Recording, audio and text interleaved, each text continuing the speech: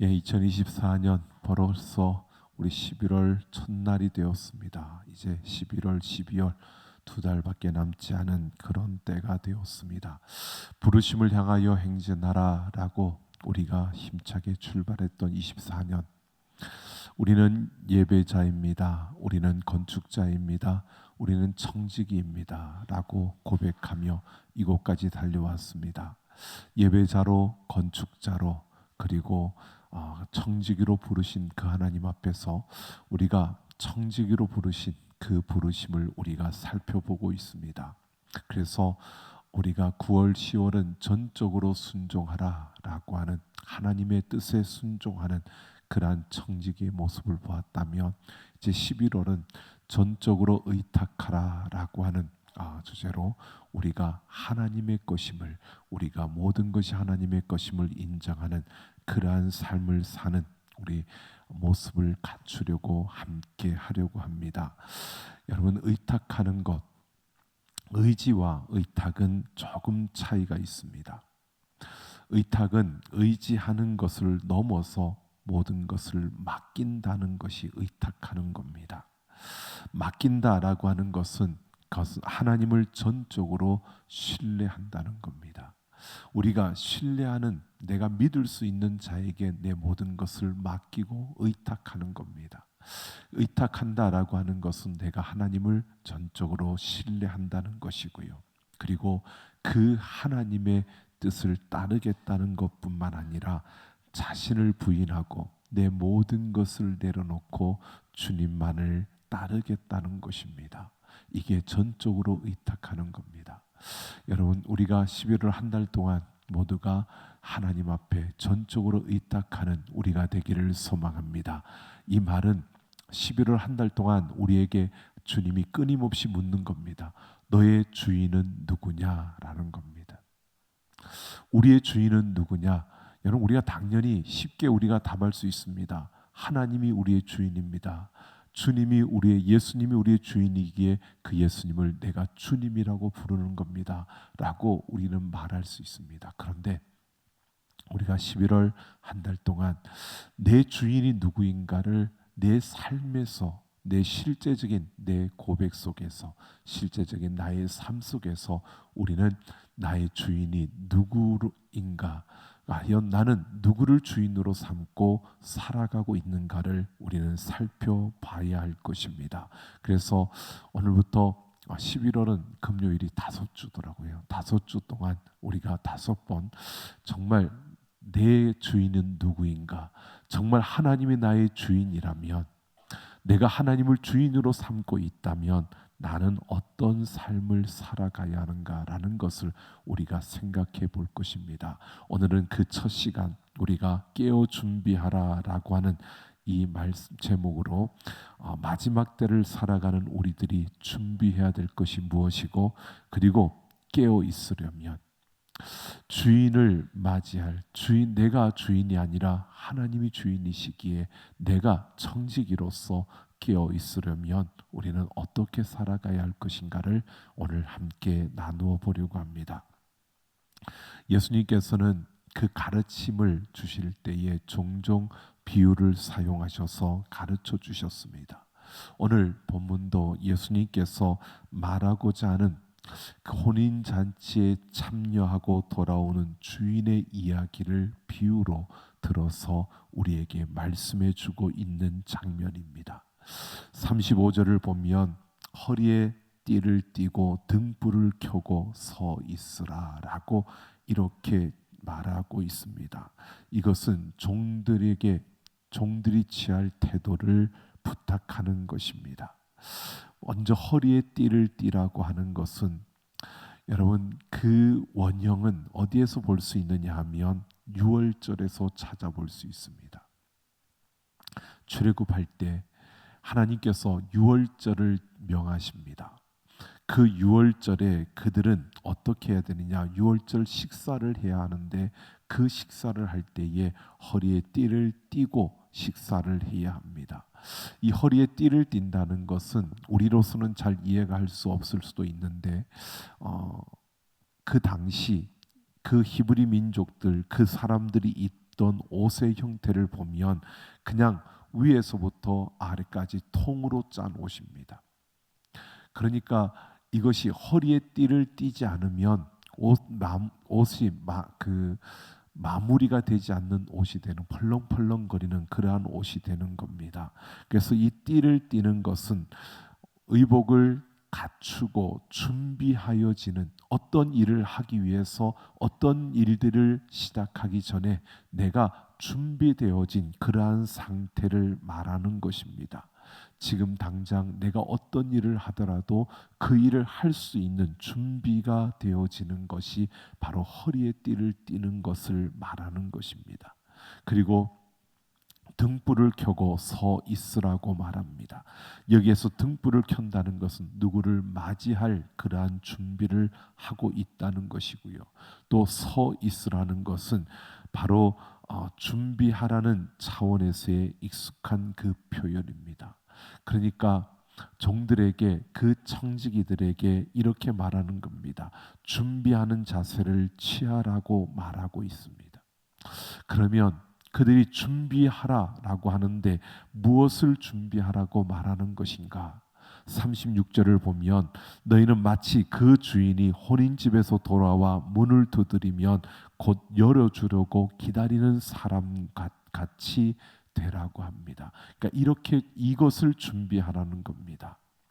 자, 주인이 혼인잔치에 갔다가 돌아왔을 때 그 주인을 맞이할 그러한 준비를 하고 있으라는 겁니다.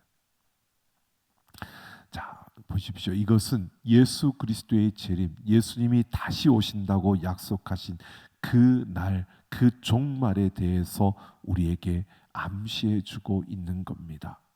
자, 이렇게 소개하고 있는 종말, 예수 그리스도의 재림에 대해서 우리가 좀 더 이 말씀을 통해 살펴보면, 그 주인이 혼인집에서 돌아온다는 이 말은요, 혼인집에서 주인이 돌아온다는 이것은 일반적으로 유대인들의 그 결혼식, 그 당시에 그들의 결혼 풍습을 우리가 보면, 결혼식은 저녁의 시작에서 잔치가 무르익어서 2경, 그들의 시간으로 2경 혹은 3경의 잔치가 끝이 납니다.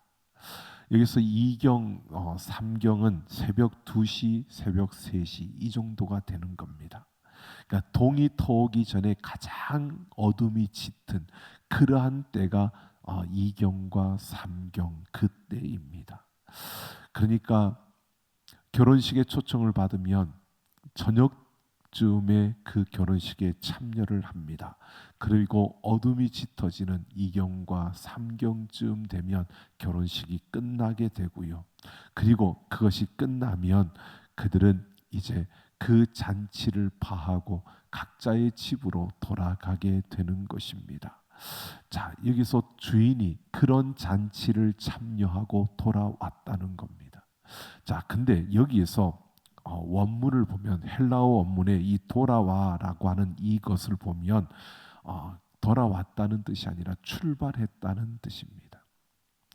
번역을 우리가 돌아왔다라고 하지만 원래 그 헬라어 원문은 출발했다는 의미입니다. 이것은요, 주인이 잔치가 끝나고 출발했다는 것을 말해주고 있는 겁니다. 집으로 출발한 겁니다. 여러분, 돌아온 것과 출발한 것 뭐 똑같은, 어차피 주인이 돌아온 건 어차피 주인이 집으로 돌아왔는데라고 하지만, 돌아왔다는 것과 지금 주인이 집으로 출발했다는 것은 그 잔치집에서 잔치가 끝나고 집으로 출발했다라고 하는 것은요, 그 어감에 있어서 차이가 있습니다. 느껴지는 강도가 조금 다르다는 겁니다. 돌아왔다는 것보다는 주인이 출발했다라고 하는 것은 그가 언제 올지, 그가 언제 집에 도착할지, 그것에 대한 그러한 긴박감과 더 그것에 대한 어떤 그 기다림에 대한 그 강도가 더 강하게 느껴지는 게 바로 출발했다라고 하는 그 표현입니다. 그러니까 그만큼 더 기다리는 청지기의 입장에 있어서는 그만큼 긴박한, 언제 주인이 출발하긴 했는데 언제 올지 모르지만 주인이 출발했다라고 하는 이것은 돌아왔다는 것과는 차이가 있는, 그만큼 더 긴박감을 주고 있는 그러한 표현입니다. 그러니까 여기에서 예수님께서 말씀하는 것은 바로 그 청지기들, 그 종들이 주인이 이제 출발했으니까 이제 곧 오실 거야. 그리고 그 긴박감 속에서 그들이 그 주인을 기다리는 이러한 모습을 우리에게 보여주고 있는 겁니다. 바로 이렇게 종들은 그들이 준비하고 있어야 되는데, 주인이 오실 때, 그가 이제 잔치집에서 출발했는데 언제 오실지는 확실하게 모르고 돌아온 게 아니라 지금 오고 있는 중인 그 주인을 기다리는 이 준비를 해야 한다는 것입니다. 그러면서 문을 두드리면 곧 열어주라고 말하고 있습니다. 이것은 딱 준비하고 기다리고 있다가 주인의 발소리만 듣고도 문을 열어줄 수 있는, 주인을 그만큼 간절하게 기다리고 주인의 그 발소리에 귀를 기울이면서 깨어 있는 그 모습을 말하고 있는 겁니다. 그만큼 집중하고 주인의 오시는 그 자체에 집중하고 몰두하고 있는 이 모습을 준비하라는 것입니다. 여러분, 혹시 우리 젊은이들은 모를지도 모르는데요, 우리 아이들이 자라날 때 그 아이를 다른 집에 이렇게 맡기잖아요. 때로는 할머니에게나 또는 이모 집에나 누구 이렇게 맡겼을 때 그 아이들은요, 엄마를 기다립니다. 하지만 그 할머니와 함께 재미있게 놀고는 있죠. 하지만 바깥에서 문소리가 조금이라도 나면 아이들은 엄마 아닌가, 엄마를 기다리는 아이들은요, 그 조그만 소리에도 엄마야 라고 생각을 하고 그 문 소리가 나는 쪽을 바라보게 됩니다. 재밌게 놀다가도 갑자기 문 소리가 나면 그쪽을 바라보게 되고 그쪽을 향하게 되어집니다. 그보다 더 간절히 엄마를 기다리는 아이들은요, 그 문 소리가 나기 전에 그 문 앞으로 다가오는 발소리만 들어도요, 엄마가 아닌가 싶어서 엄마야 라고 부르는 아이들의 모습입니다. 그만큼 간절하고 절박할 때 그 아이들은 놀고 있지만, 그냥 다른 일을 하고 있지만 그들의 온 감각은 그 엄마가 오는 그 문 앞을 향하여 다 집중하고 있는 겁니다.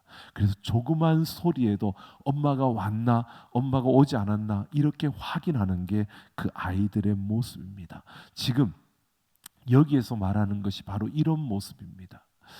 종들에게 주어진 그 시간 속에서 그들이 그 기다리는 동안 그만큼 집중하고 그만큼 몰두해야 한다는 겁니다. 주인이 오는 것, 주인이 출발해서 이제 오는데 그 주인이 오는 그것에 대해서 그만큼 집중하고 몰두하는 이런 준비가 되어져야 한다는 것을 말하고 있는 겁니다. 그러면서 37절을 보면 주인이 와서 깨어 있는 것을 보면 그 종들은 복이 있으리로다라고 이렇게 말하고 있습니다.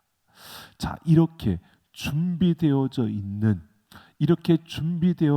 모습으로 주인을 기다리고 그렇게 주인이 왔을 때 문을 열어줄 수 있는 그 종들은 복이 있다라고 하는 겁니다. 자, 여기서 우리가 한번 생각해 보십시오.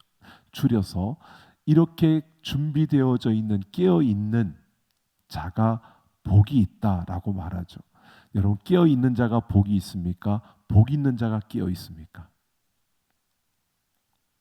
깨어 있는 자가 복이 있을까요? 복이 있는 자가 깨어 있을까요? 깨어 있는 자가 복이 있다. 자, 우리가 깨어 있는 자가 복이 있다 성경이 말하니까, 그런데 여러분 이 의미는요, 우리가 좀 보셔야 됩니다.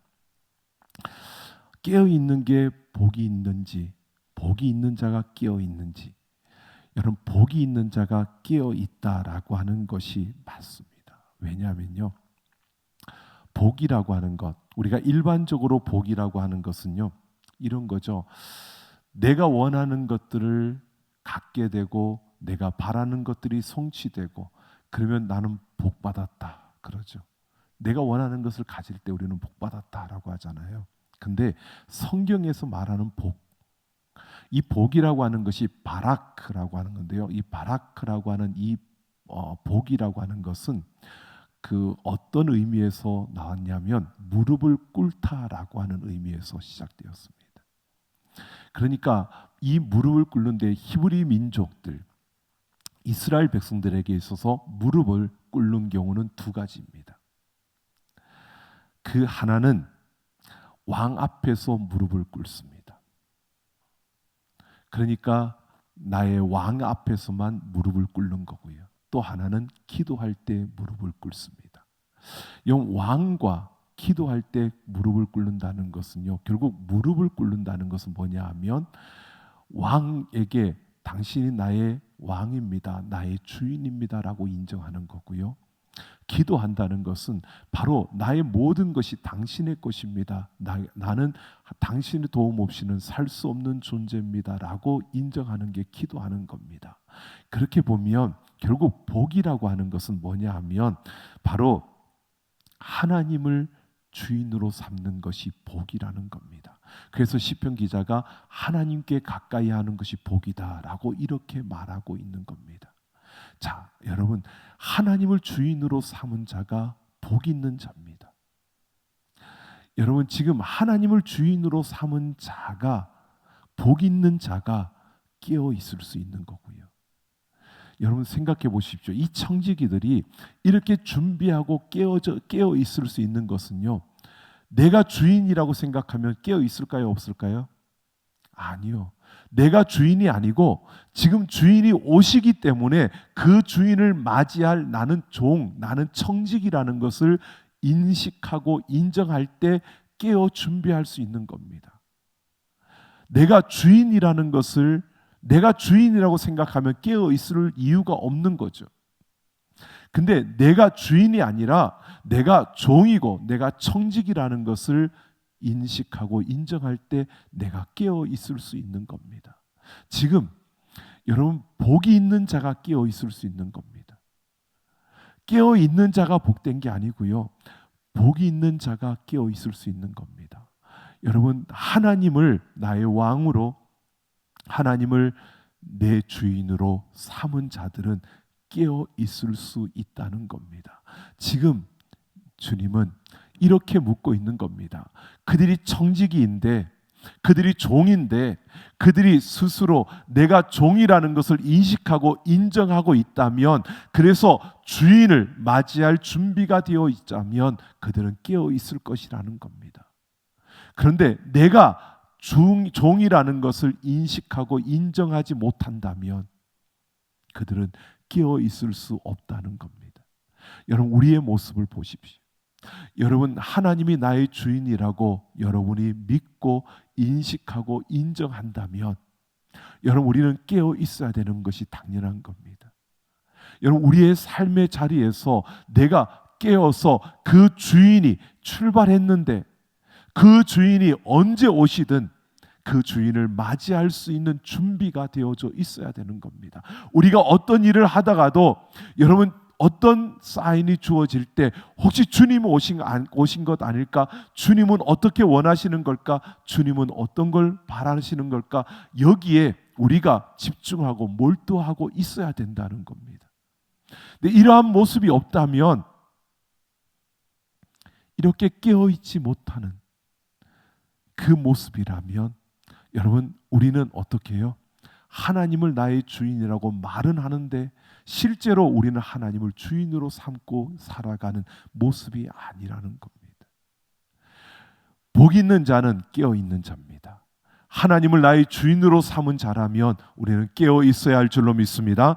우리가 그렇게 하나님을 나의 주인으로 삼았다면 예수님이 다시 오신다는 그 약속대로 이미 출발하셨고 그 때가 언제인지 모르지만 그 때가 이르기 전에 우리는 반드시 그 주님이 오실 것을 확신하며 우리의 삶 속에서 그 주님을 맞이할 그러한 자세로 우리가 살아갈 수 있어야 한다는 것입니다. 자, 그러면서요, 오늘 보십시오. 그가 복되다라고 한 복된 자, 바로 하나님을 주인으로 삼은 자에게 어떤 일이 일어나느냐 하면 그렇게 복이 있어 깨어 있을 수 있었던 종들은 대접을 받습니다. 주인이 띠를 띠고 그 종들을 자리에 앉히고 나와 수종든다라고 이렇게 말합니다. 자, 이 장면은요, 요한복음 13장에 예수님께서 제자들의 발을 씻기시기 위해서 허리에 수건을 두르시고 그들의 발을 씻기던 그 장면을 그대로 우리에게 보여주고 있는 모습입니다. 여러분, 그때의 장면을 한번 생각해 보십시오. 예수님께서 제자들의 발을 씻기십니다.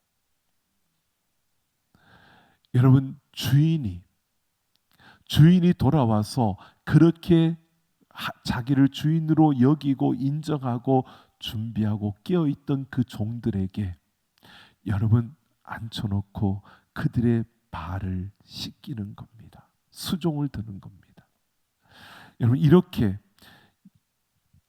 예수님이 그들의 제자들의 발을 씻기실 때 여러분 어떤 일이 있었는지 아시죠?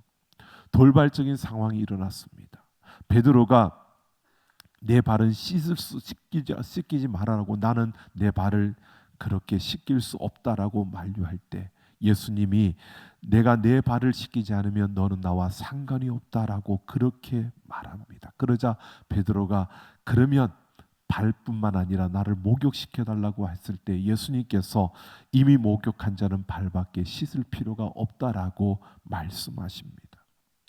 여기에서 발은 우리 일상생활 가운데 오염이 되고 매일 살아가는 삶 속에 오염되는 그러한 때가 묻고 더러워지는 그러한 부위를 의미하는 겁니다. 그래서 발을 씻는다는 것은 매일 씻어야 한다는 것을 말하는 거고요. 목욕은 이미 목욕을 한 자라고 하는 것은 이미 예수 그리스도를 믿음으로 구원을 받은 자들을 말하는 것입니다. 이미 목욕했다는 것은 십자가의 복음으로 우리가 누릴 그 구원을 이미 누리고 있다는 것이고요.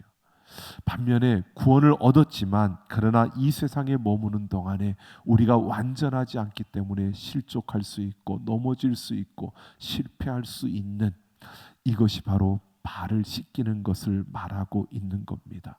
이 말은요, 예수님이 그들의 발을 씻겨주시면서 뭘 말씀해 주시는지 압니까? 그들에게 너희를 구원한 것뿐만 아니라 너희가 매일 넘어지는 그 연약한 것까지도 주님이 책임져 주신다는 겁니다. 여러분, 우리를 구원하셨을 뿐만 아니라 우리가 오늘을 살아가면서 우리가 연약해서 넘어지고 우리가 연약해서 실수하고 우리가 부족해서 실패하는 그것까지도 예수님께서 책임져 주신다는 것을 말해주고 있는 겁니다. 그러니까 우리가 하나님을 주인으로 삼으면 그 주인 되신 하나님께서 우리가 주인으로 인정하고 주인으로 삼고 우리가 종된 그 모습으로 깨어 준비하고 있는 그 모습으로 서 있을 때 주인은 우리의 구원뿐만 아니라 우리의 모든 연약함까지도 책임져 주시는 그러한 역사가 우리 앞에 있다는 것입니다. 이게 오늘 우리에게 주어진 특별한 보상입니다. 그래서 우리는 오늘을 살아가면서요, 우리는 이런 삶을 사는 겁니다. 여러분, 누구나 마찬가지입니다. 우리는 회개하고 믿음으로 그리고 또 도전하는 이 삶을 사는 겁니다. 이게 우리가 살아가는 신앙의 삶입니다. 여러분, 잘 나가는 것 같아도요, 아주 깊은 신앙을 가지고 있는 것 같아도 마찬가지입니다. 누구나 이 사이클을 통해서 우리는 자라가고 성장합니다. 회개하고 다시 믿음을 갖고 그리고 도전하고 또다시 회개하고 잘못된 부분을 또 회개하고 믿음을 갖고 또 도전하고, 이것이 우리가 살아가는 삶의 모습이라는 겁니다. 그래서 이것을 가지고 삼박자 성도들은 우리의 신앙의 삶을 어떤 학자는 왈츠를 추는 것과 같다라고 그렇게 말합니다. 세 박자로 회개와 믿음과 도전, 회개와 믿음과 도전을 통해서 끊임없이 우리는 그 하나님의 종으로서 이 땅을 살아가고 있다는 것입니다. 오늘 우리는 분명히 이런 것을 봅니다. 하나님을 나의 주인으로 삼았다면 우리는 그 주인이 다시 오시는 그날까지 오늘 우리는 준비되어져 있는, 깨어 있는 자가 되어져야 합니다. 그래서 우리가 그 깨어 있다는 것은 하나님을 나의 주인으로 삼았고 하나님이 나의 주인이라면, 여러분, 우리에게 어떤 일이 맡겨져 있든 우리가 어떤 일을 하든 우리는 어디에 집중해야 된다고요? 주님 다시 오시는 그 길을 우리가 바라보고 거기에 집중해야 되는 겁니다. 주님이 언제 오실지, 주님이 오시는 그 날을 기대하며 준비하며 나아가는 그런 삶을 살아야 되는 겁니다. 그 삶은 끊임없이 우리가 회개하고 믿음을 갖고 또다시 도전하고, 또 우리의 잘못된 부분을 회개하고 믿음을 갖고 도전하는 이 삶을 계속 이어가는 것입니다. 여러분, 주님 언제 오실지 모르는데 그 긴박감 속에서 그러면 어떻게 살아가야 되느냐? 여러분, 오늘 분명히 보면 40절을 보면요, 생각하지 않은 때에 인자가 오리라 라고 이렇게 말합니다. 인자가 온다는 것은 예수님이 심판할 자로 이 땅에 오신다는 겁니다. 심판자로 마지막 그때에 오시는 그것을 말하고요, 이것은 구원을 받은 우리들에게는 여러분 기쁨의 날이고 우리에게는 즐거움의 날이고 영원한 그 생명에 이르는 날이 되는 것입니다. 근데 생각하지 않은 때에 온다는 겁니다. 즉 심판은, 그분의 오시는 그 시간은 우리가 알지 못한다는 것입니다. 유대인들의 결혼식이 그렇습니다. 이 결혼식이 언제 이루어지느냐? 여러분, 좀 의아하지만 신랑도 모릅니다.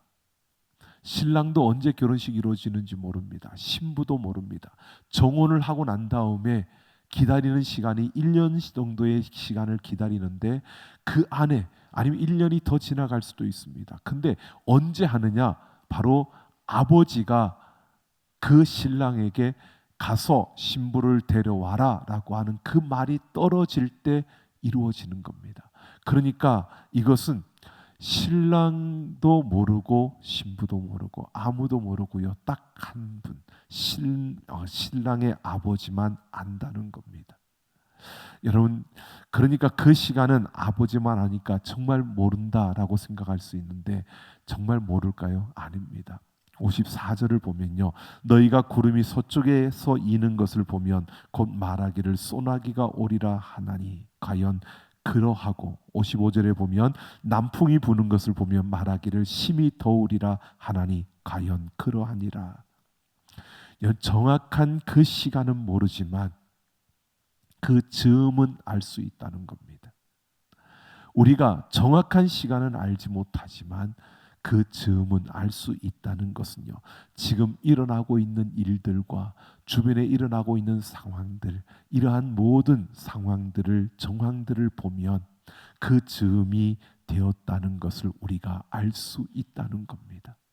그래서 그 때가 가까워 오고 있다라고 그렇게 우리가 알 수 있다는 것을 말해주고 있는 겁니다. 오늘 우리가 지금 당장 일어나는 현실의 일들에 처리하고 그 일들에 행하는 것 때문에 여러분 너무 급급하게, 너무 조급하게 우리가 그렇게 살아가다 보니까 우리는 내가 주인인지 하나님이 주인인지 세상이 나의 주인인지 누가 주인인지를 우리가 놓치고 살아갈 때가 너무 많다는 겁니다. 오늘 우리는 분명히 이야기를 합니다. 처처의 전쟁과 기근과 환난과 그 모든 소식들을 들으면서 이상 기운이 뭐니 하는 이 많은 이야기들을 들으면서 우리는 느끼는 것이요, 이제 주님 오실 때가 가까워진다라는 것을 분명히 우리는 알고 또 그렇게 이야기를 합니다. 그런데 정작 우리의 삶은요, 지금 당장 눈앞에 내 현실에 다가온 이 문제들 때문에 주님 다시 오신다는 것을 생각하지 않는 겁니다.